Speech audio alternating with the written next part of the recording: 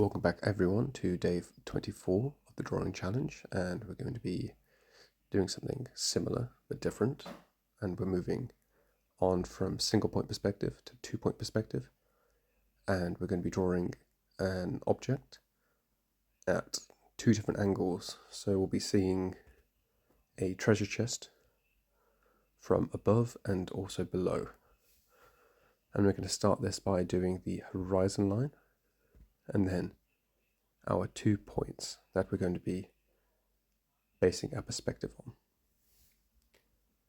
And we're going to want to do that quite close to the edge of the canvas, and start by doing 2 lines to the same horizontal point and doing 2 horizontal lines to form the first face. And we're going to do the same on the left, meeting the same points.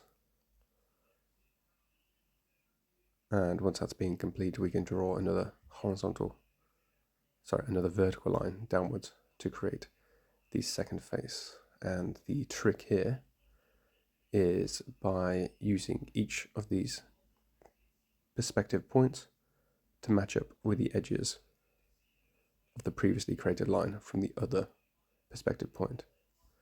So the perspective is really coming from the corner. That's the point closest to us. And once we've done that, we can just highlight a bit of the sides that we can see. And like we've done before, once we've done this, we can start sculpting the shape by drawing some guidelines and then removing some edges of the shape. So we are drawing treasure chests. So we're going to find the center point and figure out where our padlock is going to be. But before that, we need to divide it into 2 points. And instead of doing it like so, we're going to find a point on the front facing corner and use these perspective lines to give us the correct angle of where the lid is going to intersect.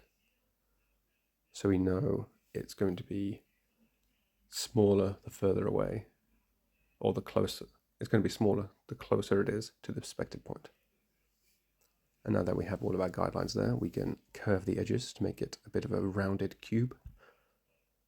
And then we find our center points so we can draw our padlock.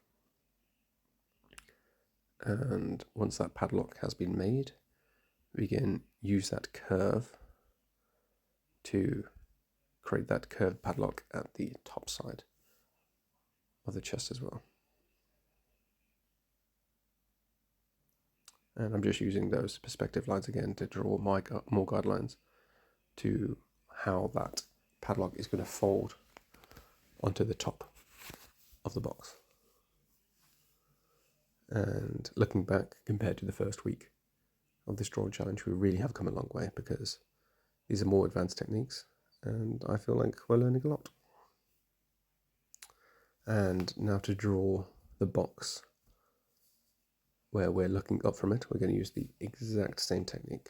So we're going to draw that first side by drawing 2 lines from the perspective point and then 2 vertical lines to create the first face, and the exact same thing from the left hand side.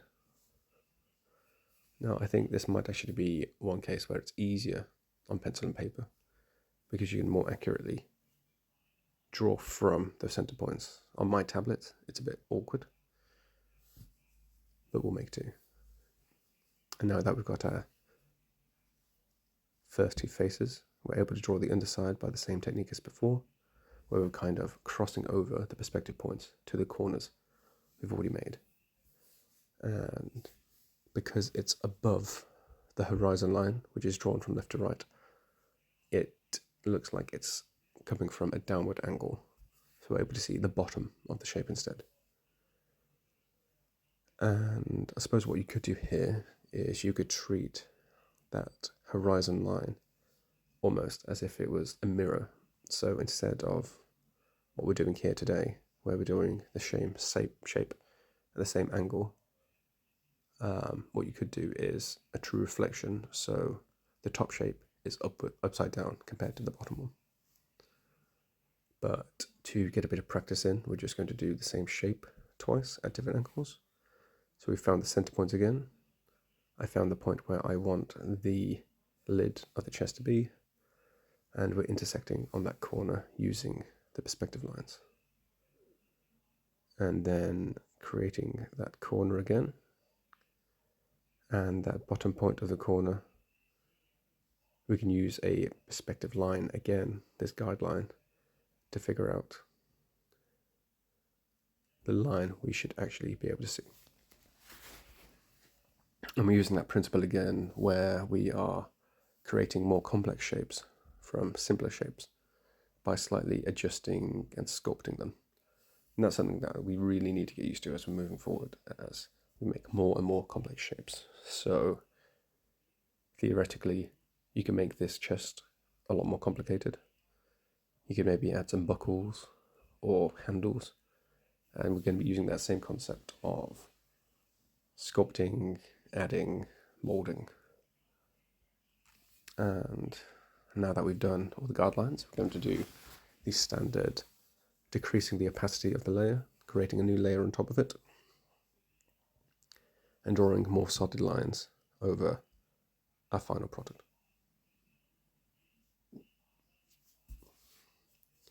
Now I think this lesson has gone pretty well. I've tried doing this kind of thing before, maybe a year ago, and it didn't go so well. But because I've been slowly building up my skills over the past 20 so days, it's become a lot more achievable, and I'm getting the technique correct this time. And if any of you have been watching my previous lessons, I mean, it's okay to skip a couple, but I feel like you're going to be in a really good place and should be exactly as good as me or better.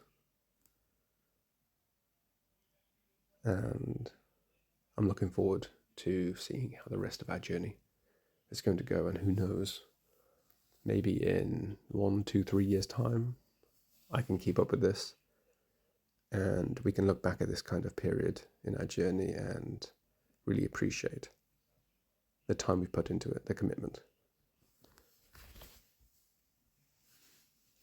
I think it's quite impressive because the previous year I have been drawing on my channel, but in terms of complexity and quality, I haven't really got anywhere since I've done this, and I think that's because I haven't put that much time into it.